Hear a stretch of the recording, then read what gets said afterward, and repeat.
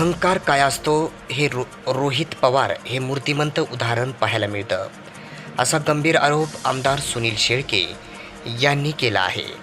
ते आज गुरुवारी दिनांक 25 एप्रिल रोजी शासकीय विश्रामगृह बीड येथे सकाळी 11 वाजता माध्यमांसमोर बोलताना संवाद साधत होते.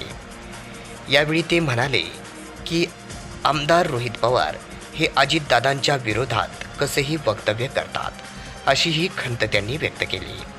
तसेच ते म्हणाले, निवडणुकीत इतरांपेक्षा रोहित पवारांना अजितदादांनी अधिकचं झुकतं माप दिलं होतं, पण रोहित पवारांना ज्यांनी आमदार केलं अशा स्वतःच्या काकाचे होऊ शकले नाही आणि निष्ठेची भाषा करतात, असाही आरोप आमदार सुनील शेळके यांनी केला आहे.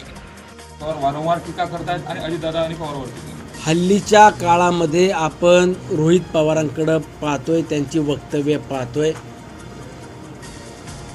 की आदरणीय साहेबांच्या बरोबर ज्यांनी 35-40 वर्ष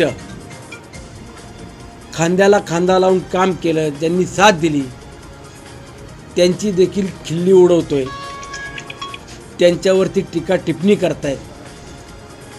एक अहंकार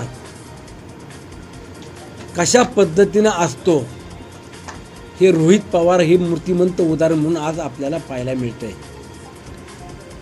की ज्यांना बारामतीमध्ये जिल्हा परिषदेमध्ये जागा दिली, निवडून दिलं,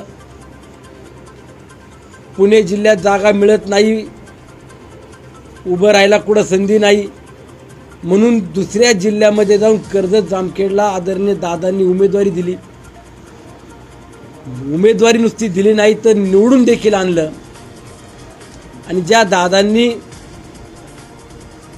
लंके, शेळके, बेनके यांसारख्या पहिल्या टर्ममध्ये निवडून आलेल्या आमदारांपेक्षा अधिकचं झुकतं माप हे रोहित पवारांना दिलं.